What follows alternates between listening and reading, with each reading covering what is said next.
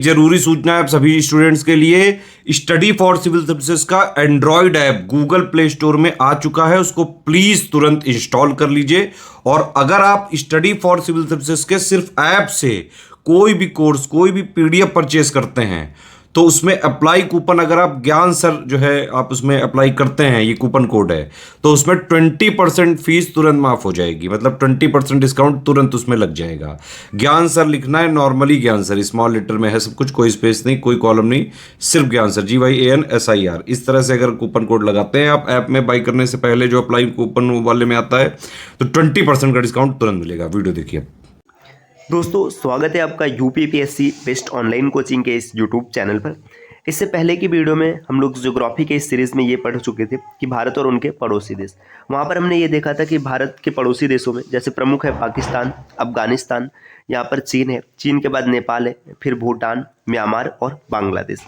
इसमें जो सबसे लंबी सीमा है वो बांग्लादेश की है। इसके बाद दूसरे नंबर की सीमा है चीन के साथ, तीसरे नंबर की सीमा लगती है पाकिस्तान के साथ, और चौथी जो लंबी सीमा है ये नेपाल के साथ है। फिर म्यांमार के साथ है, म्यांमार के बाद भूटान, और सबसे छोटी सीमा जो लगती है अफगानिस्तान के साथ लगती है, सिर्फ 106 किलोमीटर की। और ये जो सीमा लगती है अफगानिस्तान के साथ, ये POK मतलब जो पाकिस्तान ऑक्यूपाइड कश्मीर है, वहाँ पे ये बॉर्डर लगता है। इसके बाद देखिए, हम लोगों ने ये देखा था कि जो कर्क रेखा ये भारत के 8 राज्यों से होकर गुजरता है, जिसमें प्रमुख है गुजरात, आप यहाँ पे देख सकते हो। गुजरात के बाद राजस्थान का ये बाउंड्री यहाँ पे देखिए थोड़ा सा दिख रहा है। फिर इसके बाद मध्य प्रदेश है, छत्तीसगढ़ है, झारखंड है, पश्चिम बंगाल है, फिर यहाँ पर त्रिपुरा और फिर मिजोरम। इसके बाद हम लोगों ने ये देखा था प्रायद्वीपीय भारत। प्रायद्वीपीय भारत होता है जो 3 ओर से समुद्र से घिरा होता है, उसे प्रायद्वीपीय भारत कहते हैं। इसमें आप देखेंगे गुजरात है, गुजरात के बाद महाराष्ट्र, ये गोवा है, कर्नाटक, केरल, और ये देखिए 5 जो है ना ये पश्चिमी तट कहलाते हैं। इसके बाद इसमें तमिलनाडु, आंध्र प्रदेश, उड़ीसा और पश्चिम बंगाल, ये 4 जो है ये 4 है पूर्वी तट। इसमें सबसे लंबी जो तट रेखा है ये गुजरात की तट रेखा सबसे लंबी, इसे आप जरूर याद रखिएगा। अब इसके बाद अगर हम लोग और आगे बढ़ेंगे, देखिए यहाँ पे कुछ पॉइंट दिया गया कि भारत का क्षेत्रफल, उसका अक्षांशीय और देशांतरी विस्तार किस प्रकार से। अक्षांश और देशांतर क्या होता है ये भी हम लोगों ने पहले वीडियो में कर रखा है, तो आपको पता होगा। अगर नहीं पता है तो थोड़ी सी जानकारी के लिए बता दें। जैसे पृथ्वी है ना, अब पृथ्वी को कुछ इस प्रकार के काल्पनिक रेखाओं द्वारा विभाजित किया गया, इसे अक्षांश कहते हैं। ये जो ऐसी रेखा है इसे अक्षांश कहते हैं। ये यहाँ पे 0 डिग्री अक्षांश होता है विषुवत रेखा, 23.5 डिग्री उत्तरी अक्षांश है कर्क रेखा, 23.5 जो दक्षिणी होता है इसे मकर रेखा कहते हैं। और अक्षांश पृथ्वी को उत्तरी और पश्चिमी, माफ कीजिएगा, उत्तरी और दक्षिणी भागों में विभाजित करते हैं। वहीं पर देशांतर, ये दोनों पोल को जोड़ने वाली रेखा होती है, ये पृथ्वी को पूर्वी और पश्चिमी गोलार्ध में विभाजित करते हैं। और भारत जो है ना, भारत देखिए यहाँ पे है, तो इसीलिए भारत को ऐसा कहा जाता है कि भारत उत्तरी पूर्वी गोलार्ध में स्थित है, ये याद रखिएगा। तो अब आगे यहाँ पे दिया, भारत एक विशाल देश है, यह उत्तरी गोलार्ध में स्थित है। इसका मुख्य भाग 8 डिग्री 4 मिनट उत्तर से लेकर 37 डिग्री 6 मिनट उत्तर तक है। देखिए यहाँ पर अगर आप देखेंगे, जैसे यहाँ पे ये मान के चलेगा ये पृथ्वी हो गया है ना। अब यहाँ पे अगर आप गोलार्ध बनाएंगे तो गोलार्ध में देखिए ये आपका 0 डिग्री, ये 0 डिग्री है। अब यहाँ पे 0 डिग्री के बाद ये देखिए ऐसे ऊपर बढ़ेंगे तो यहाँ पे 8 कहीं होगा, फिर इसके बाद 37 होगा। तो जो 8 डिग्री, ये भारत का ऐसे निचला भाग है, ऐसे निचला भाग है। तो 8 डिग्री 4 मिनट जो है ये आपका जो भारत का दक्षिणतम भूमि वाला बिंदु है, कन्याकुमारी या केप कैमोरिन ये है। और 37 डिग्री 6 मिनट जो है ये इंदिरा कॉल है। इंदिरा कॉल जो सबसे भारत का उत्तरी बिंदु है ये है। और वहीं अक्षांश की बात करेंगे तो 68 डिग्री 7 मिनट पूरब से लेकर 97 डिग्री 25 मिनट पूर्वी देशांतर तक है। तो जो इसके देशांतर की बात करेंगे, देखिए 68 डिग्री 7 मिनट से लेकर के 97 डिग्री 25 मिनट, मतलब जो सबसे पूरब में वो अरुणाचल प्रदेश का केबुथु है, और इसके बाद जो इस तरफ है ये गुजरात का गोरमादा या फिर सर क्रीक है। तो यहाँ पे अब आगे क्या दिया है, कर्क रेखा 23 डिग्री 30 मिनट उत्तर में भारत को लगभग 2 भागों में बांटते हैं। इसका जो मुख्य भूभाग है दक्षिण पूर्व में अंडमान और निकोबार द्वीप समूह से, जो कि बंगाल की खाड़ी में स्थित है, और दक्षिण पश्चिम में लक्षद्वीप जो कि अरब सागर में स्थित है। मतलब देखिए भारत जो लक्षद्वीप और अंडमान है ये भी भारत का ही हिस्सा है। तो अंडमान और निकोबार जो है ये कहाँ पर स्थित है, तो ये आप याद रखिएगा ये बंगाल की खाड़ी में स्थित है। और जो लक्षद्वीप है ये अरब सागर में स्थित है। आगे दिया भारत का जो कुल क्षेत्रफल है 32.8 लाख वर्ग किमी है, और विश्व के लिहाज से देखेंगे तो 2.4% हिस्सा रखता है। और विश्व का 7वां सबसे बड़ा देश है। भारत की जो स्थल सीमा है ये 15,200 किमी है, और समुद्री तट अगर लेंगे अंडमान निकोबार और लक्षद्वीप द्वीप समूह के साथ तो 7516.6 किमी सीमा है। तो सर फैक्चुअल पॉइंट है, आपको डेटा याद करना पड़ेगा और इसमें कोई खास कॉन्सेप्ट नहीं है। आगे बताया जा रहा है कि भारत के उत्तर पश्चिम, उत्तर तथा उत्तर पूर्वी सीमा पर नवीनतम वलित पर्वत जो हिमालय है ये है। इसके दक्षिण का जो भूभाग है ये उत्तर में चौड़ा है और 22 डिग्री उत्तरी अक्षांश से हिंद महासागर की ओर सकरा हो जाते हैं।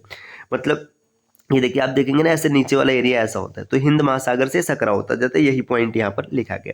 इसके पश्चिम में अरब सागर और पूरब में बंगाल की खाड़ी, ये सब हम लोगों ने पहले ही देख रखा है। देखिए आप यहाँ पे देखेंगे, आप इसमें देखिए ये पश्चिम में अरब सागर, पूरब में है बंगाल की खाड़ी।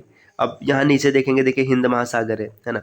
इसके बाद इधर ऊपर हिमालय पर्वत है, तो ये सब हम लोगों ने पहले ही समझ रखा है, बस पॉइंट यहाँ पर लिखा गया है।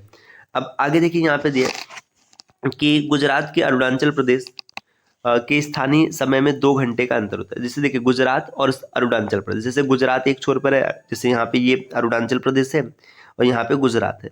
आप देखेंगे तो यहाँ पे 2 घंटे का समय में डिफरेंस आता है। इसका कारण ये होता है कि जो सूर्य की किरणें हैं वो किस प्रकार से पहुँचती है। भारत की जो मानक यामोत्तर रेखा है, उत्तर प्रदेश के मिर्जापुर, कई जगह नैनी लिखा रहता है, नैनी से गुजरता है। अक्षांश का प्रभाव दक्षिण से उत्तर की ओर दिन और रात की अवधि पर पड़ता है। अब यहाँ पर आप ग्लोब में पूरी दुनिया को देख सकते हैं। देखिए पूरी दुनिया को, मतलब यहाँ पे जो विश्व के 7 महाद्वीप है उनको दिखाएगा। ये एशिया महाद्वीप है, एशिया महाद्वीप में भारत है ना। इसके बाद ये ऑस्ट्रेलिया महाद्वीप है, आगे यहाँ पे अफ्रीका, फिर ये यूरोप हो गया, यूरोप के बाद दक्षिण अमेरिका, उत्तरी अमेरिका हो गया है ना। ये विश्व के जो प्रमुख महाद्वीप है, ये नीचे अंटार्कटिका है, तो इस पर कोई जनजाति मतलब या जाति निवास नहीं करते, तो 7 महाद्वीप हो गए। अब 5 महासागरों को भी आप यहाँ पर देख सकते हैं। इसमें देखिए प्रशांत महासागर है, हिंद महासागर है, अटलांटिक महासागर है, प्रशांत महासागर है ना। अब इसके बाद देखिए यहाँ पे बताया जा रहा है कि विश्व के जो प्रमुख देश हैं, जैसे भारत यहाँ पे 7वें नंबर पे, तो और भारत से बड़े कौन कौन है, तो देखिए रूस सबसे बड़ा है ना। रूस की राजधानी आप कमेंट करके जरूर बताइएगा। इसके बाद कनाडा दूसरे नंबर पर है, इसकी राजधानी ओटावा है। चीन की राजधानी बीजिंग है। अमेरिका की राजधानी आप वाशिंगटन डीसी लिखते हैं। ब्राजील की राजधानी ब्राजीलिया है। ऑस्ट्रेलिया की राजधानी कैनबरा, और इसके बाद भारत है ना। और जनसंख्या की दृष्टि से चीन के बाद दूसरा। अब जो नया लेटेस्ट डेटा है जिसमें ऐसा मिलता है कि भारत की जो जनसंख्या है पूरे विश्व में सबसे ज्यादा है।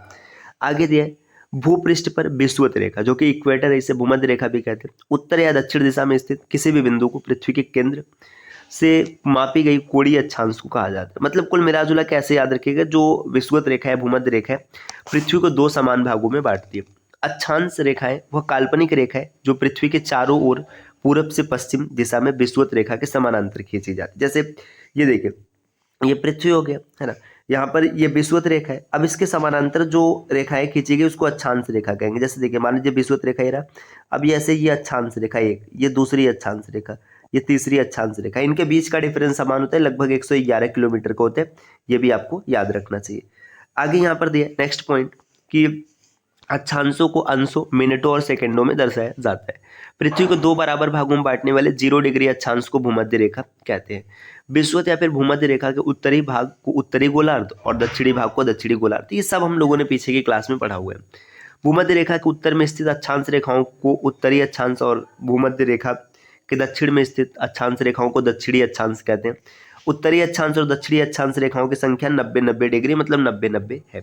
यदि अक्षांश रेखाओं को एक अंश के अंतराल पर खींचा जाए तो उत्तरी गोलार्ध में 89 अक्षांश रेखाएं और दक्षिणी गोलार्ध में 89 अक्षांश रेखा, मतलब कुल रेखा कितनी हो जाएगी, देखिए 89 और 179, तो अक्षांश रेखाओं की संख्या 179 है और इनके बीच की दूरी 111 किलोमीटर होती है। ये हम लोगों ने अभी अभी देखा है।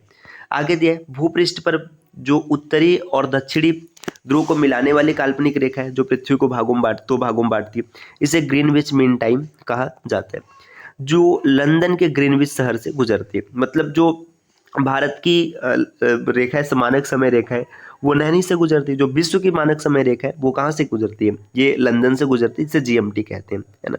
आगे प्रधान यामोत्तर के पूरब तथा पश्चिम में उत्तरी ध्रुव तथा दक्षिणी ध्रुव को मिलाने वाली काल्पनिक रेखाओं को देशांतर कहते हैं। देखिए यहाँ पे जैसे ये ध्रुव हो गया है ना, ये मतलब ये नॉर्थ पोल है और यहाँ पर ये साउथ पोल है। अब इन दोनों पोल को जो काल्पनिक रेखा ऐसे मिला रही, जैसे मान लीजिए ये हो गया, तो इस रेखा को देशांतर कहा जाता है। ये चीज़ अक्षांश और देशांतर की क्लास अगर आपने नहीं देखा तो आप सर्च करके जरूर देखिएगा, आपको बेहतर समझ में आएगा। अब अब देशांतर रेखाएं समांतर नहीं होती। देखिए यहाँ पे कहाँ समांतर है, जैसे यहाँ पे कम दूरी है, यहाँ पे ज़्यादा दूरी हो जाएगा। आगे है, ध्रुवों से विषुवत रेखा की ओर बढ़ने पर इनके बीच की दूरी बढ़ जाती है। देखिए ये विषुवत रेखा है, यहाँ पर आप आएंगे तो इन दूरी ज़्यादा हो जाएगी, ध्रुवों की ओर दूरी कम होती है। विषुवत रेखा और देशांतर रेखाओं के बीच की अधिकतम दूरी 111.33 किमी होती है। और आगे दिया दोस्तों, भारत पूर्णतः उत्तरी गोलार्ध में स्थित है। इसका जो मुख्य भूभाग है, ये सब यहाँ पे पॉइंट बताया गया, आपने ये पीछे भी देख रखा है। अब अगली क्लास में हम लोग देखेंगे देशांतर और समय के बारे में, कि समय जैसे आपने अभी देखा कि अरुणाचल प्रदेश और गुजरात में 2 घंटे के समय का अंतर होता है, तो क्यों होता है, कैसे होता है, इन सब के बारे में अगली क्लास में चर्चा किया जाएगा। तो क्लास कैसी लगी कमेंट करके ज़रूर बताइएगा। और अगर आप टीम के पेड कोर्सेज को ज्वाइन करना चाहते हैं पीसीएस की कंप्लीट प्रिपरेशन के लिए, तो आप स्क्रीन पे दिख रहे किसी भी नंबर पे कॉल या व्हाट्सएप करके जानकारी ले सकते हैं। ये ज्ञान सर का व्हाट्सएप नंबर है, आप यहाँ से व्हाट्सएप के माध्यम से जानकारी प्राप्त कर सकते हैं। मिलते हैं साथियों आपसे नेक्स्ट वीडियो में, तब तक के लिए नमस्कार।